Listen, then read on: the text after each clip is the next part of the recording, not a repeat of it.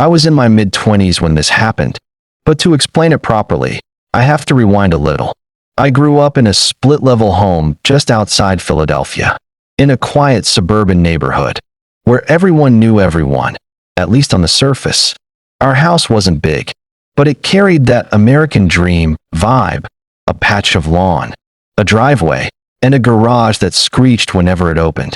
For most of my childhood, I shared a small bedroom with my older brother. We had bunk beds at first, then later twin beds pushed to opposite walls. 2 dressers, 2 cramped closets, and barely enough room to move without bumping into each other. Every night was the same routine. Arguments about who got the window side, whose turn it was to switch the light off, or who was hogging the blankets. When my brother left for college, it was like the walls of the room finally expanded. I dragged his bed out that very weekend and claimed the whole space as mine. I got a desk, shelves, and for the first time in my life, privacy. I never realized how much I craved it until I had it. 2 years later, life came full circle. After graduation, my brother moved back in. City rent had crushed him. Naturally, he reclaimed his half of the room, and I sulked back into sharing. It wasn't a shock when I eventually finished school and found myself in the same position, broke, stressed, and back under my parents' roof. But by that point, the bedroom was full, so I got shoved into the guest room upstairs. The guest room was weird. It wasn't tiny, but the shape was awkward. The ceiling sloped. The windows were off-center, and most importantly, it sat directly above the garage. Whenever someone used the garage opener, the floor buzzed like a small earthquake. At first it spooked me, but eventually it became background noise. Just another quirk of the house. This detail matters. It was late summer, a Saturday night. My parents had gone to visit my aunt in Maryland, and my brother was staying overnight at a friend's place in New York. I had the entire house to myself, which, at that age, felt like winning the lottery. I microwaved leftover pizza, scrolled my phone until my eyes burned, then crawled into bed around midnight.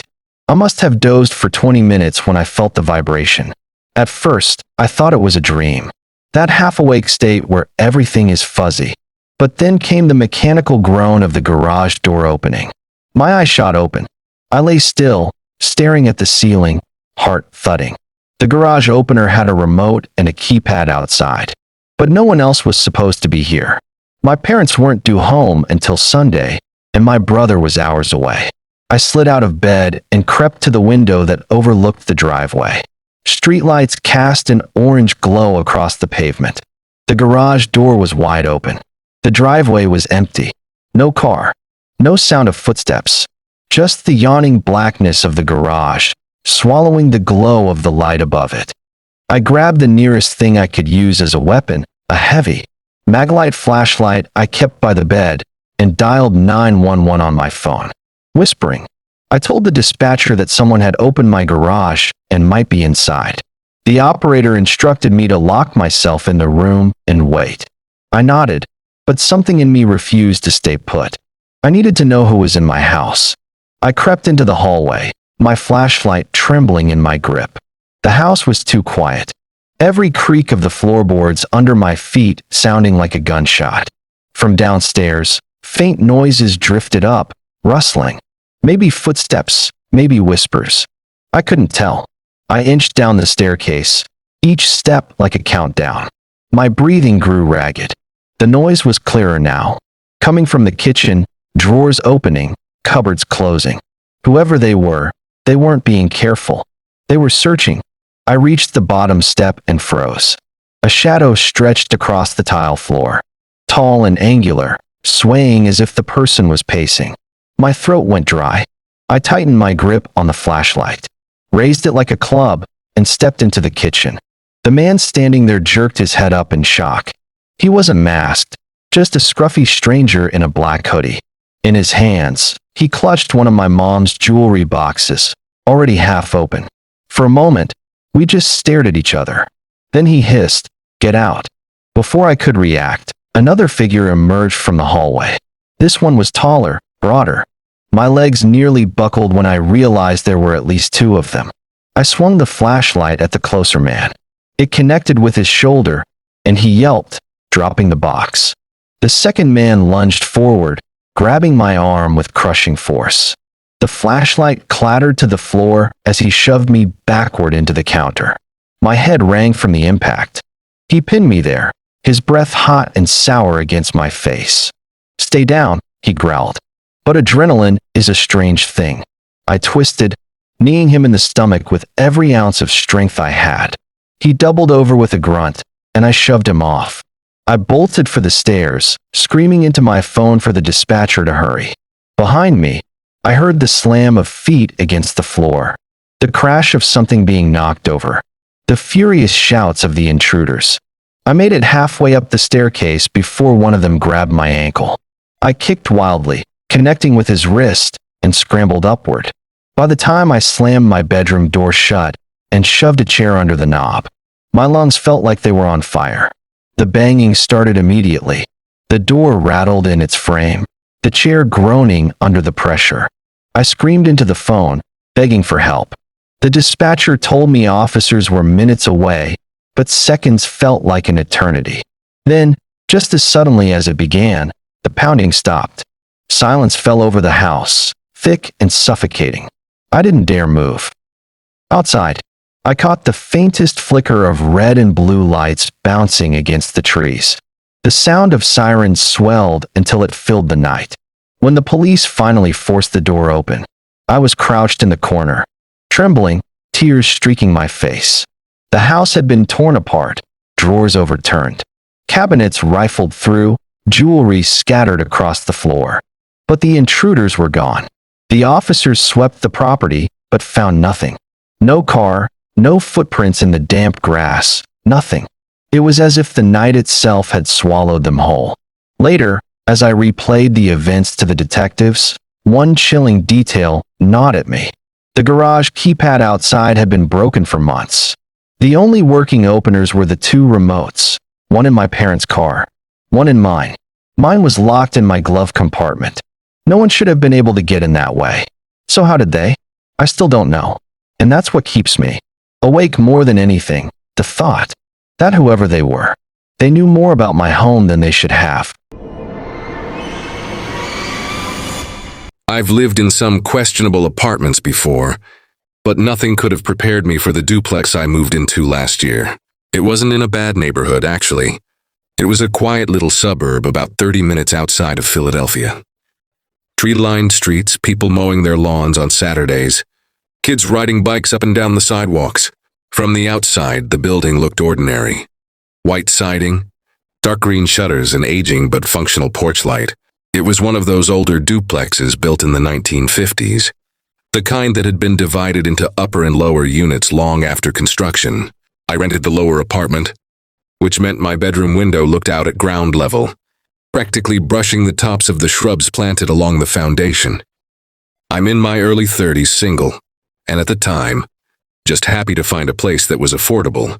Sure, it was a little small, but it came furnished with old hardwood floors, a cozy living room, and just enough space for me. The landlord warned me that since the basement ran beneath both units, I might sometimes hear creaking or pipes knocking. But that was normal. Normal. That word started to feel like a lie about 2 weeks after I moved in. The first night of whispers. It was a Thursday late at night. I'd just finished watching TV and was brushing my teeth when I heard it, a muffled sound rising from somewhere below my bathroom floor. At first I assumed it was water in the pipes or maybe the heater kicking on.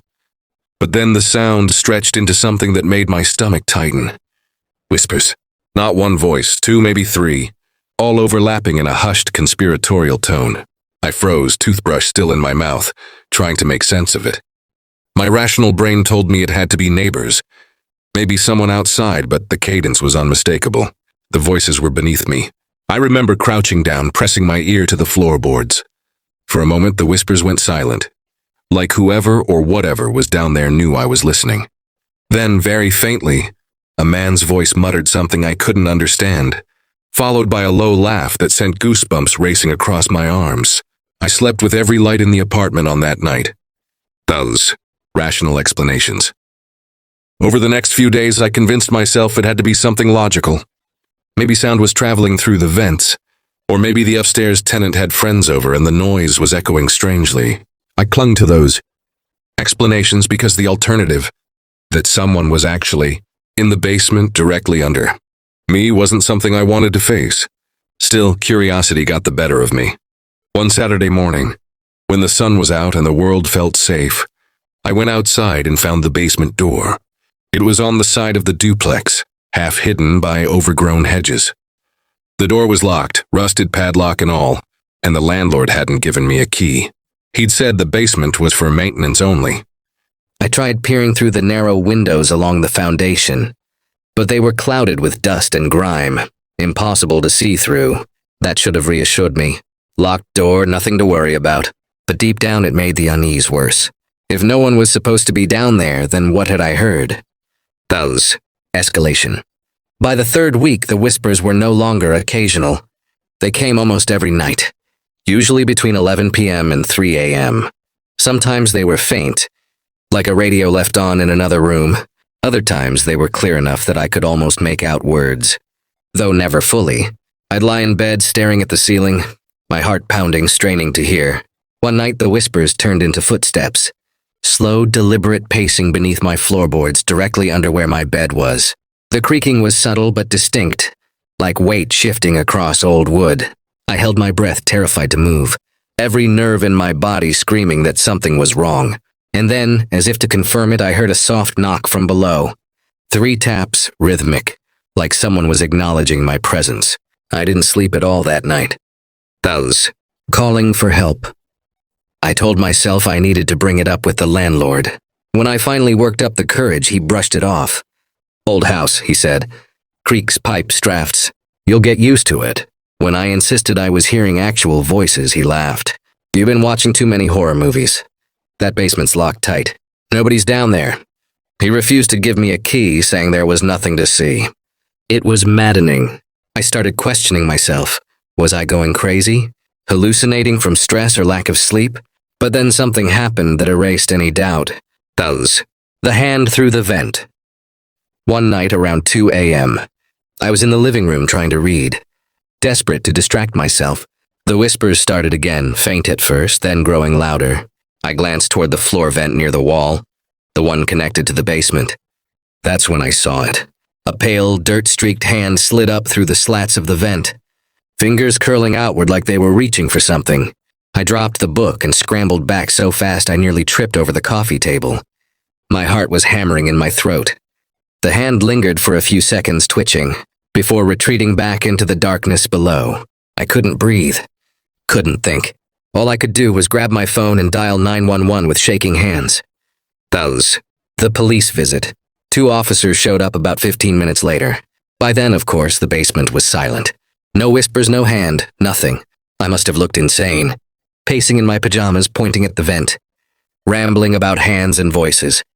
They humored me, did a quick search around the property, even rattled the basement door. Still locked. No signs of forced entry. One of them finally sighed and said, "Look, sir, if you're this scared, maybe spend the night somewhere else. But there's no one down there. They left and I was alone again." Those. The recording. I knew I needed proof. If no one believed me, I'd make them believe. The next night I set my phone on record and left it by the vent while I pretended to sleep in my bedroom. Hours later, when I listened back, my stomach dropped. The audio started with faint static, then the unmistakable sound of voices. 2 men, low muttering, then clearer. "Not yet," one voice whispered. The other replied, "He's not ready." And then a chilling laugh. At one point, something scraped against the metal vent, loud enough to rattle my phone. Finally, a single word cut through the static, so clear it made my blood run cold. Soon. Those. The final night. I didn't want to stay another second in that apartment. But moving out takes time, and I didn't have anywhere else lined up. So I told myself I'd last another week, maybe 2, until I found a new place. That plan didn't last. On a Friday night, I woke to the sound of furniture moving in my living room. Heavy scraping, like someone dragging the couch across the floor. My first thought was that an intruder had broken in. I grabbed the baseball bat I kept by the bed and crept down the hall. When I reached the living room, my stomach dropped. The couch had indeed been moved, angled halfway toward the center of the room. But the front door was still locked, the windows shut. Then I noticed the vent cover on the floor. It had been unscrewed from the wall. Before I could react, I heard the unmistakable sound of footsteps emerging from the vent opening. Slow, steady, deliberate. I bolted. I didn't even think. I ran out the front door barefoot, sprinting down the street like a madman, heart pounding, throat raw from screaming. Thus, aftermath. The police didn't find anything again. By the time they arrived, the vent was reattached, the furniture back in place. The officers suggested maybe I'd had a nightmare, or maybe someone was messing with me. I didn't care. I refused to step foot in that apartment again. I broke my lease, paid whatever penalty the landlord demanded, and moved into a cramped studio downtown. To this day, I still have the recording on my phone. I've played it for friends, and every single one of them goes pale when they hear the word soon. I don't know who or what was in that basement. Maybe squatters, maybe something worse, something not human. All I know is this: life before and after you hear whispers. Rising from beneath your floorboards is never the same. Even now, in my new place, sometimes late at night, I swear I still hear them. Thus. This happened earlier this year, not long after I'd moved back into my hometown in Pennsylvania. I had taken a job at a small marketing agency downtown, and to save money, I rented a modest 2-bedroom duplex on the edge of the suburbs. It wasn't fancy, but it was quiet, and only about 15 minutes from my mother's house. That was important to me because she'd been having some health issues. Arthritis, occasional dizzy spells, and a few falls she refused to admit were serious. She lived alone ever since my dad passed. And though she was stubborn about accepting help, I found myself stopping by every other day, just in case.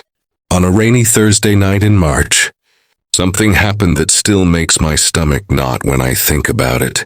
It was around 9:30 p.m. I had just finished reheating some leftover pasta and was flipping through channels, half asleep on the couch. My phone buzzed. The caller ID showed a local number, but not one saved in my contacts. Normally I would have ignored it, but something nudged me to answer. "Hello?" I said groggily. The voice on the other end was a man's, calm, professional, almost soothing. "Good evening, is this Daniel Miller?" "Yes," I replied cautiously.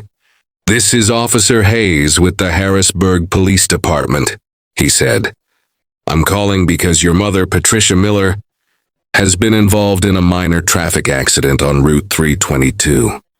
She's fine, not injured, but we need you to come to the scene. She's shaken up and requesting you." I shot upright. My pulse kicked up instantly. "Is she okay? Where exactly is she?"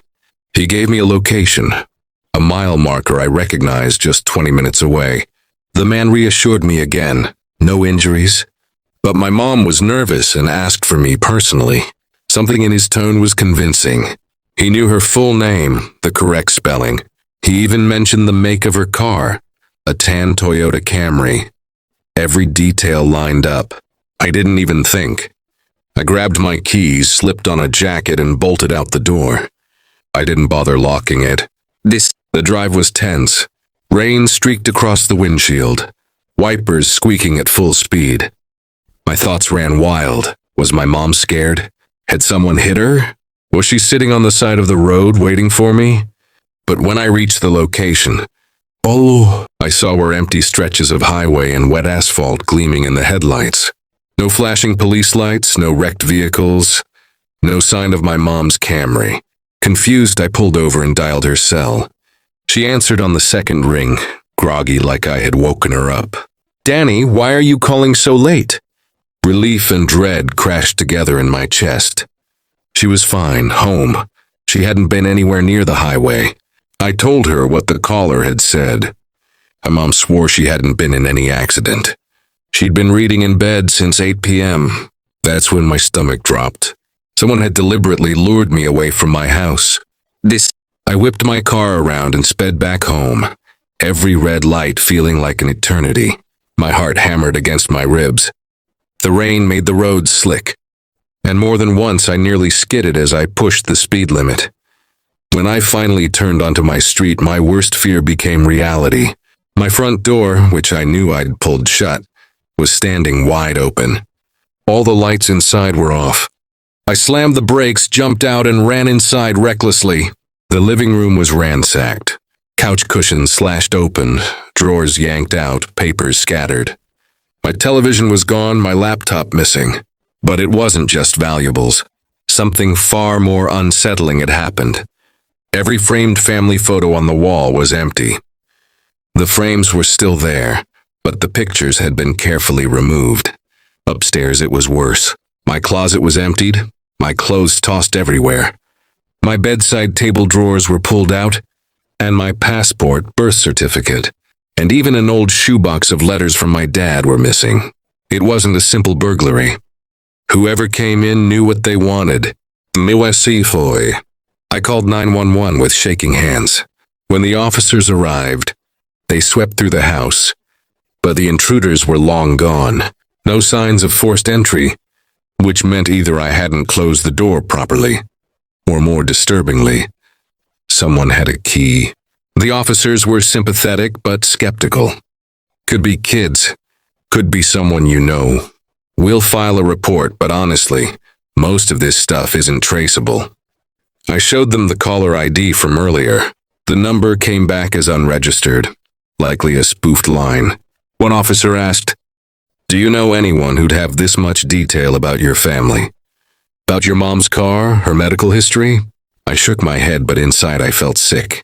Whoever called knew too much. The following days were hell. I installed a Ring camera, replaced the locks, and double-checked the windows every night. My mom was terrified when I told her, so I downplayed it, saying it was probably just a random scam. But deep down, I knew it wasn't random. 3 days later, I received an envelope in the mail with no return address.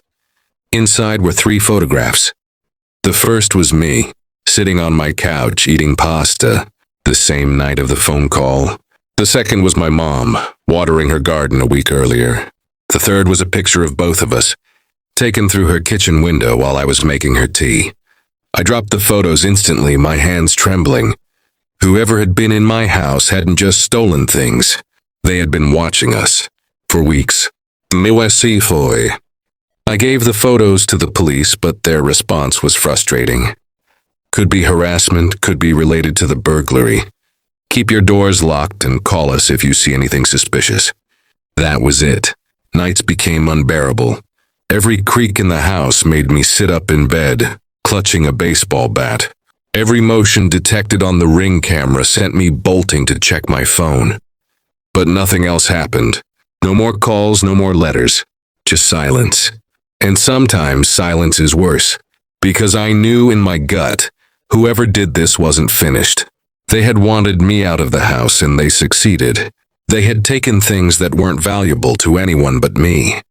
Family photos, personal records, memories. It wasn't about money. It was about control. And every time I close my eyes, I hear that calm voice on the phone, saying my mom's name, describing her car. Somebody out there knows us better than they should, and I'm terrified they're waiting for the right moment to strike again.